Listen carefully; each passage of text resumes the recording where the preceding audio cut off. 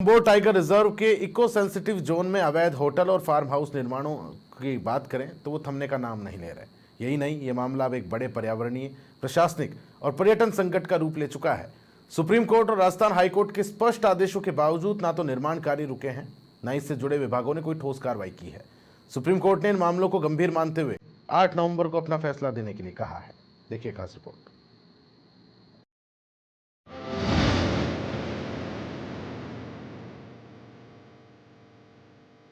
सवाई माधोपुर जिले में Ranthambore tiger reserve के इको सेंसिटिव जोन है। यहाँ के रामसिंहपुरा, शेरपुरा और कुतलपुरा मालियान ग्रामों में यूआईटी के चारागाह और कृषि भूमि पर अवैध रूप से निर्माण कार्य जारी है। इनमें होटल्स और निर्माण कार्यों को लेकर स्थानीय प्रशासन और विभागीय अधिकारियों की चुप्पी ने मामले को और अधिक संदिग्ध बना दिया है। इस जोन में बने पहले अवैध निर्माण में रामसिंहपुरा में राजीव गांधी म्यूजियम के सामने खसरा नंबर 465/923 पर बना है होटल। ये होटल 3 वर्षों से खुलेआम चल रहा है। इसके बावजूद यूआईटी, पर्यटन, वन, प्रदूषण नियंत्रण बोर्ड और बिजली विभाग ने अब तक कोई ठोस कदम नहीं उठाया। इसी कड़ी में बात करें तो शेरपुर ग्राम में सीटीएच की दीवार से सटा हुआ है अवैध फार्म हाउस। कुतलपुरा मालियान में कृषि भूमि खसरा नंबर 698/550, 699/550, 700/551, 701/551 पर काबिज। यहाँ रात के अंधेरे में जारी है अवैध निर्माण कार्य। ये इस बात के संकेत हैं कि कभी भी कानून को खुलेआम ठेंगा दिखाया जा सकता है।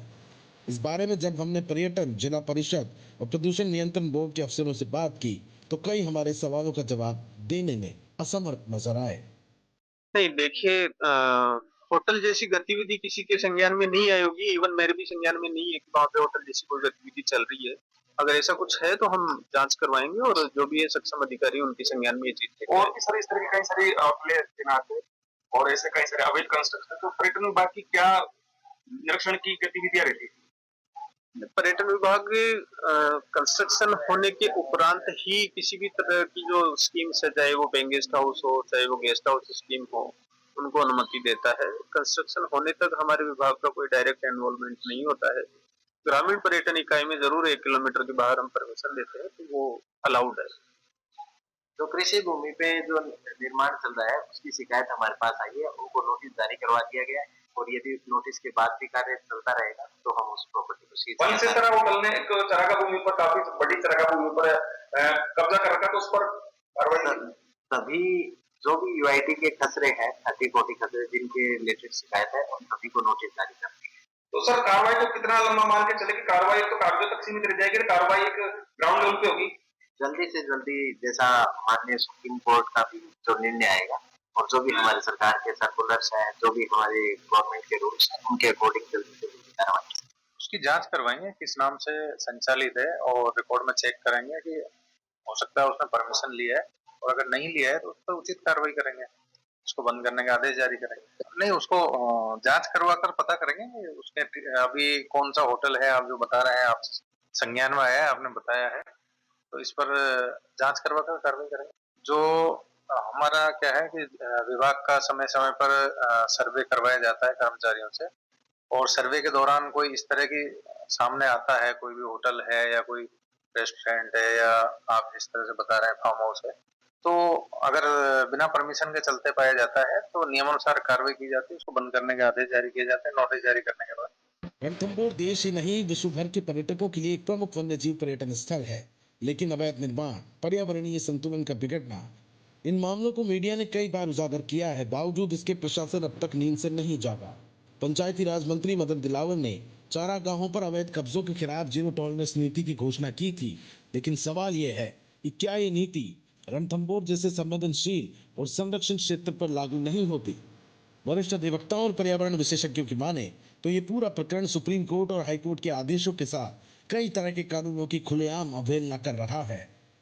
इनका कहना है कि वन्यजीव संरक्षण, पर्यावरण संरक्षण और सुप्रीम कोर्ट की ओर से पूर्व में पारित निर्देशों में इको सेंसिटिव जोन में किसी भी प्रकार का निर्माण करने के लिए CLU पर्यावरणीय स्वीकृति और संबंधित विभागों की अनुमति जरूरी होती है, जो कि इन मामलों में कहीं भी नहीं ली गई।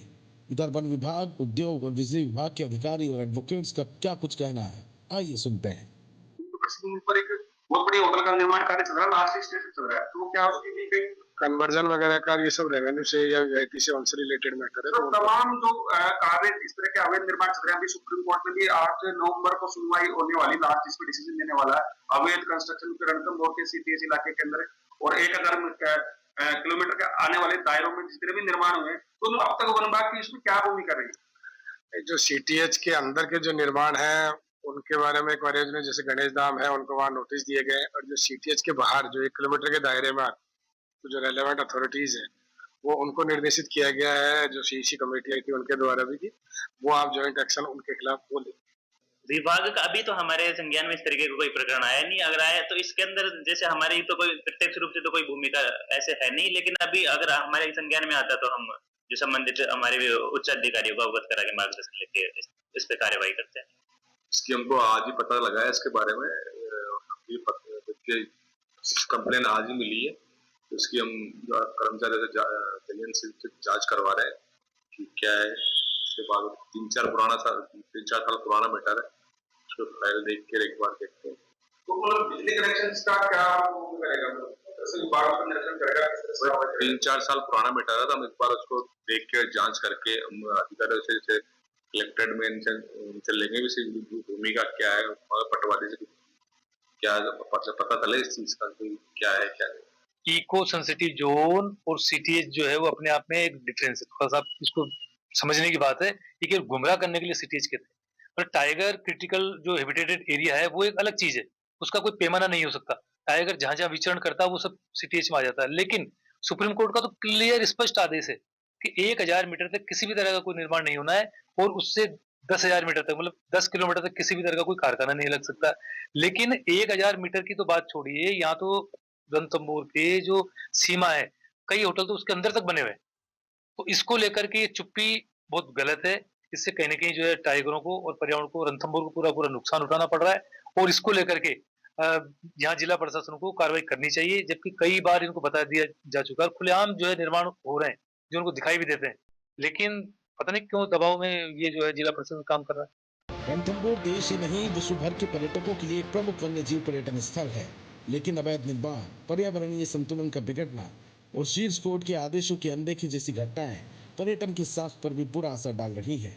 विदेशी पर्यटक अब ऐसे स्थलों पर आने से कतराते हैं, तो इसके संरक्षण और पारदर्शिता को लेकर सरकार की नीयत पर भी सवाल उठते ही हैं। बहरहाल राज्य सरकार को देखना होगा कि सुप्रीम कोर्ट और हाई कोर्ट के निर्देश की पालना अफसर समय पर करें। ऐसे में अब हर किसी की निगाहें 8 नवंबर को सुप्रीम कोर्ट के फैसले पर अटकी है। रणथंभौर नेशनल पार्क के इको सेंसिटिव जोन के अंतर्गत कई सारे होटलों का संचालन हो रहा है, कई सारे फार्म हाउस सुरक्षा दीवार के नजदीक बने हुए हैं। वही बात करें राम सिंहपुरा, कुतलपुरा, माल्यान, शेरपुर ग्रामों के अंदर यूआईटी की चारागाह भूमि के अंतर्गत कई सारे होटलों का संचालन चल रहा है। कृषि भूमि पर कई सारी होटल बिना परमिशन के रात दिन निर्माण कार्य पर चल रहा है। सुप्रीम कोर्ट के माननीय राजस्थान उच्च न्यायालय के नियमों की अवहेलना की जा रही है। प्रशासन ने अब तक कोई कार्रवाई किसी तरह की इन निर्माण कार्यों पर नहीं की गई है। हमारी टीम ने कई सारे आंकड़े इन निर्माण कार्यों, अवैध निर्माण कार्यों पर जुटाए हैं। कैमरा पर्सन के साथ में मैं मुकेश मीना, समाचार प्लस, सवाई माधोपुर।